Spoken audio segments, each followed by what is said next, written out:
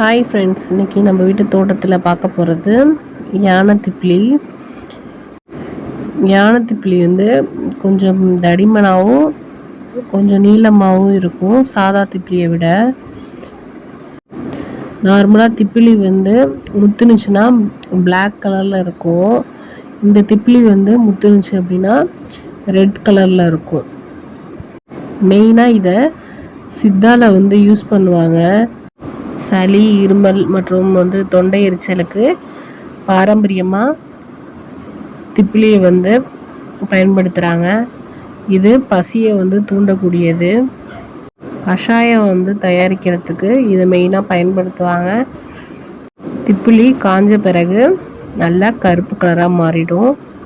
திப்பிலியை வாணலியில் லேசாக வறுத்து எடுத்துட்டு அதை நுணுக்கி தேனில் கலந்து சாப்பிட்டா சளி பிரச்சனையே இருக்காது.